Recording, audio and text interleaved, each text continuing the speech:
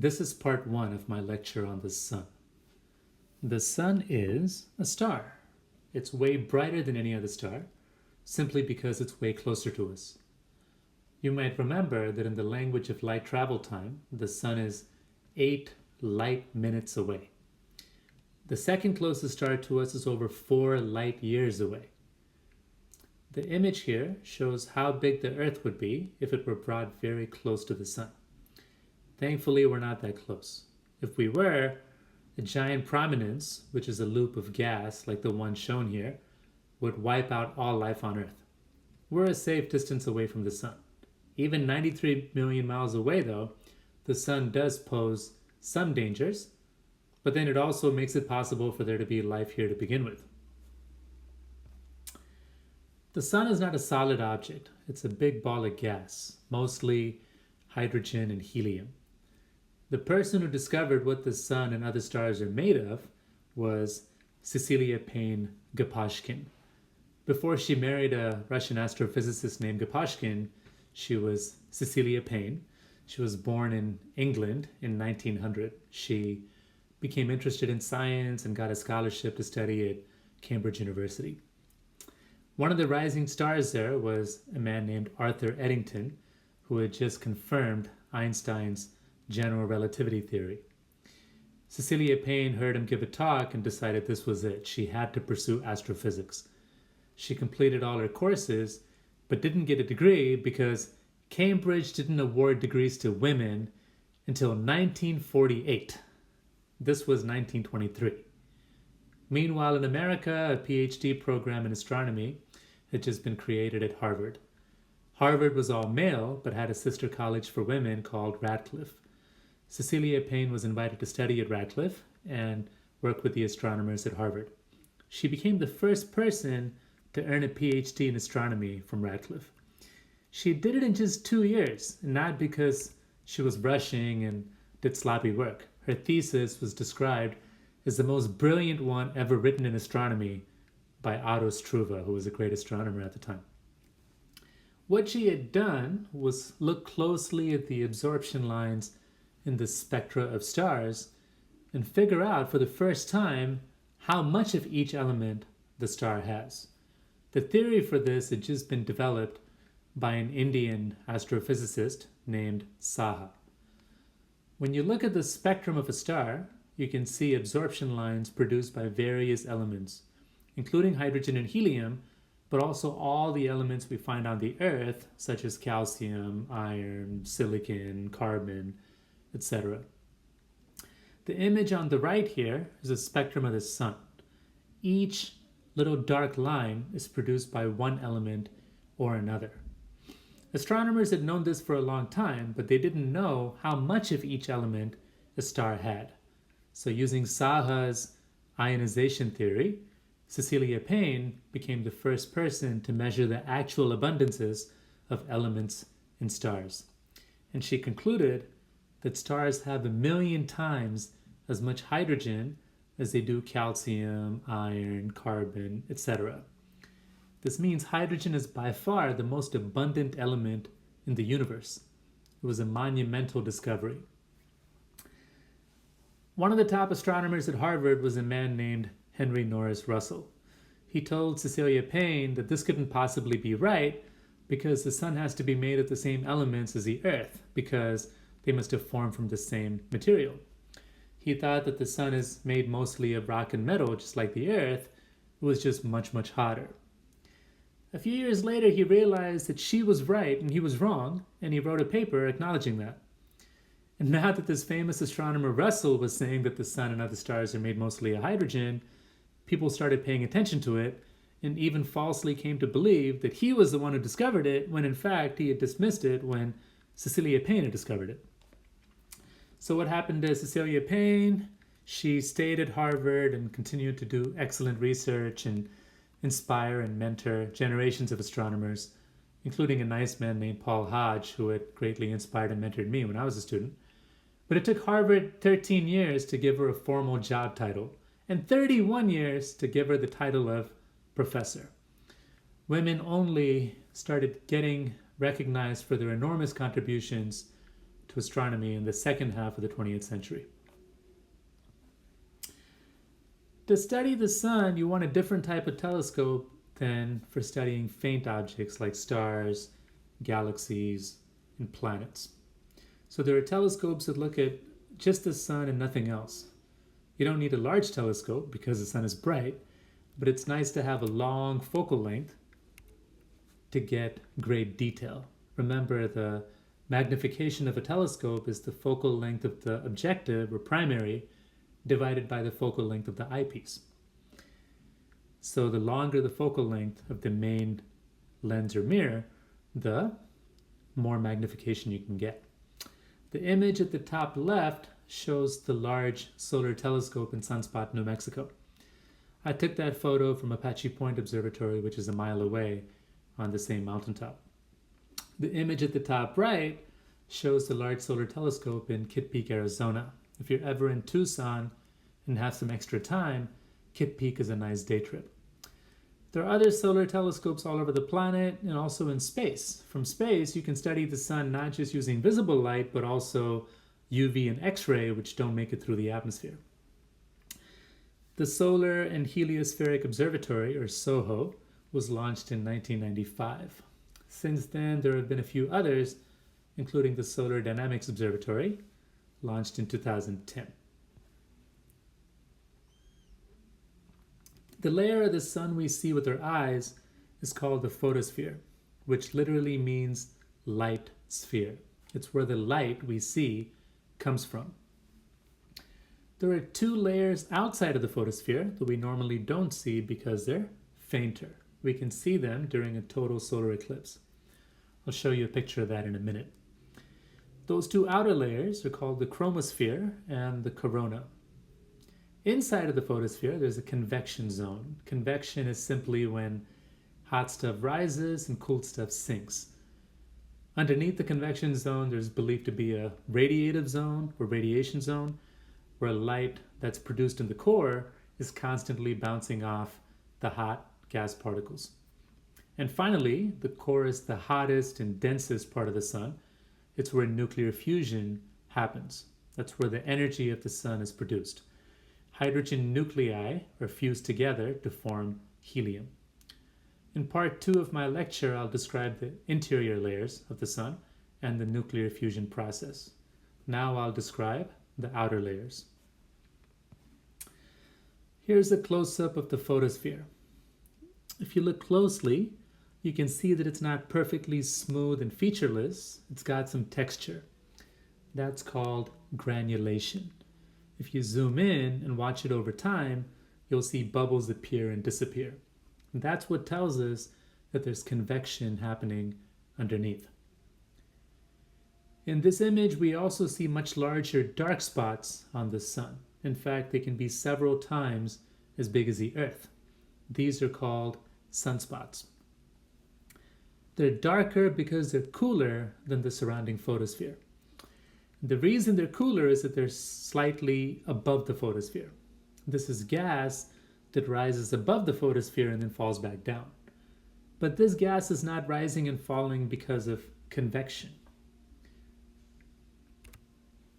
What makes this gas rise and fall is the sun's powerful and complex magnetic field. Sunspots are magnetic phenomena. If you could see this against the blackness of space, you might see a loop of gas rising from the photosphere and falling back down. That's called a prominence. So sunspots and prominences are actually the same thing, just viewed from different angles. If you see it against the bright background of the photosphere, like on the previous slides, you'll see a dark spot. If it's a large enough prominence, you'll see two sunspots, one at the base, one at each base of the prominence. In that case, the top of the prominence is usually too faint to see against the bright background of the sun. Prominences give us a glimpse of the sun's magnetic field lines, which would otherwise be invisible. The gas particles are traveling along the field lines, which can poke right through the photosphere, as you see on the images on the slide. Here is a basic model of the sun's magnetic field.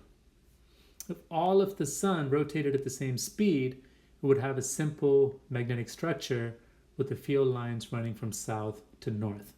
However, the sun actually rotates faster at the equator than at the poles. It takes about 25 days to go around once at the equator. It takes about 30 days to go around once at the poles.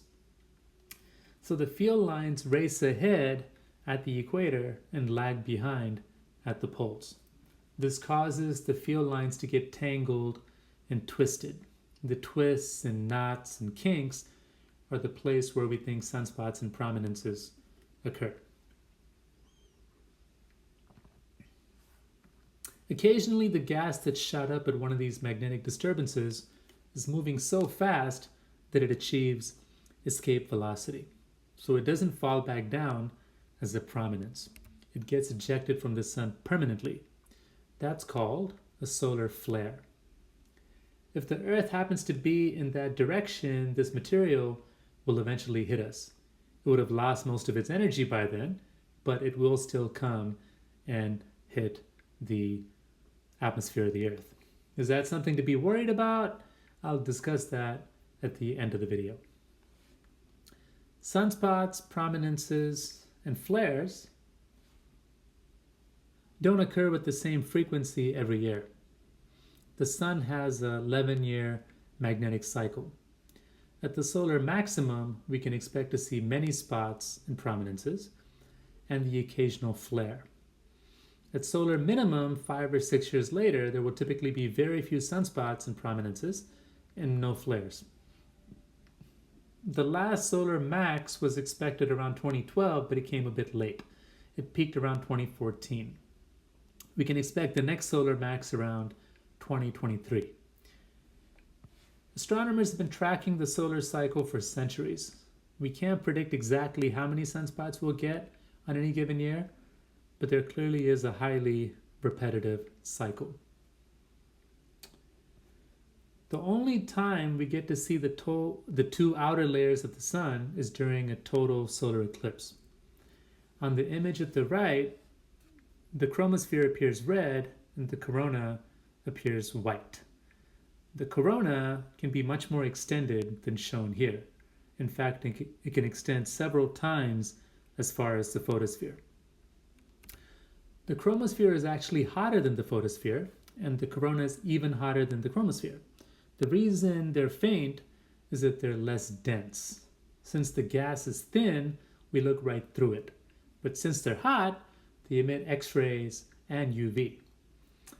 Using the right type of telescope and camera, you can study the different outer layers of the sun. With visible light, you see the photosphere, and with UV and X-rays, you can study the chromosphere and corona.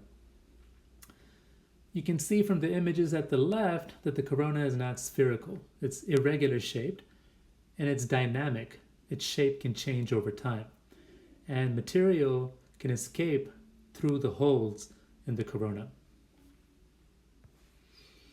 Another way to study the sun's outermost layers is by artificially masking out the photosphere. This image by the Solar Dynamics Observatory shows us how far the corona can extend. For comparison, an image of the photosphere is superimposed. Here is a graph showing the temperatures of the sun's outer layers. The coolest part of the sun is the top of the photosphere where the absorption lines are produced. It's still several thousand Kelvin, which is about the same in Celsius. We don't use Fahrenheit in this course. The chromosphere is slightly hotter. The corona is much hotter, around 1,000,000 Kelvin. Here's an image of the corona. There's a steady stream of particles escaping the sun through holes in the corona. This is what we call the solar wind. They're charged particles. When the sun is active, the prominences and flares disturb the corona and can lead to a sudden ejection of coronal material. That's simply called a coronal mass ejection. Now, what dangers does the sun pose to us? The sun's UV rays are certainly harmful. They can cause skin cancer. Ozone in our atmosphere absorbs most of it, though. So the hole in the ozone layer was, and to some extent still is, a concern because it can increase skin cancer rates. Sunlight, including UV, is more intense close to the equator, and so we'd expect higher rates of skin cancer at low latitudes. In other words, we'd expect more people living close to the equator to get skin cancer than people that live closer to the poles. That seems to be confirmed by the few studies that have been done in this area, but it's hard to say for sure. Each country's healthcare system is different. Darker skinned people are naturally more protected from UV. Rates of sunscreen use vary from country to country, etc. Beyond UV, X-rays and gamma rays are even more harmful, but thankfully the sun doesn't emit much of that, and our atmosphere blocks those too. Solar wind, again, is in light, it's charged particles. Those also cause cancer, but our atmosphere and our magnetic field protect us from the solar wind and also from the occasional solar flare or coronal mass ejection. The magnetic field of the Earth converges at the poles. Solar wind particles get trapped in the magnetic field and gets funneled close to the poles. They don't come close to the surface at the equator and at the mid-latitudes where most people live. Closer to the poles, the solar wind particles enter the atmosphere and react with atmospheric particles to produce colorful displays. That's what we call aurora. If it happens in the north, it's called the aurora borealis. If it happens in the south, it's called the aurora australis. Folks that live in Scandinavia or Alaska or southern Argentina should be able to see aurora activity every year. When there's a huge solar storm with material from a flare or a coronal mass ejection headed our way, we should even be able to see aurora from Chicagoland. But I haven't seen one yet. I'd love to. I have friends that say they've seen many in the Upper Peninsula of Michigan, but I haven't seen any here. Now, does this mean that cancers that are caused by the charged solar wind particles are more prevalent at high latitudes and low latitudes? Maybe. There has been a study or two that's found higher rates of breast cancer at higher latitudes, but again, there's a lot of uncertainty with these types of data. Besides cancer, the other hazard posed by solar radiation has to do with the fact that it's electromagnetic, and we humans are increasingly dependent on electromagnetic technology, which is just a fancy term for light and anything electrical. So that includes our power grids and wireless communication, GPS and weather satellites, etc. In 1989, a solar storm caused a power outage in eastern Canada for several hours. About 8 million people lost power for hours. After 1989, the next solar max was in 2000-2001, and the one after that was around 2012. Actually happened in 2014, like I said. This was very convenient for the doomsday folks that thought that the world was going to end in 2000. There was a whole Y2K thing, and people thought the world was going to end. And of course, it didn't happen. And again, in 2012, the pseudoscientists were out saying the Mayans were saying the world is going to end in 2012, and here it is. And look, we've got a solar max, and a solar storm could wipe us all out. And of course, it didn't happen. They would say things like a solar storm could destroy all the electrical grids on the entire planet. And of course, nothing close to that has ever happened. I'm sure the pseudoscientists will be out again in full force around 2023 saying the world is going to end because it's going to be a solar max again. But it's happened every 11 years, so I don't lose sleep over this. Solar activity is something to pay attention to, but it's not apocalyptic. This concludes part 1 of my lecture on the sun.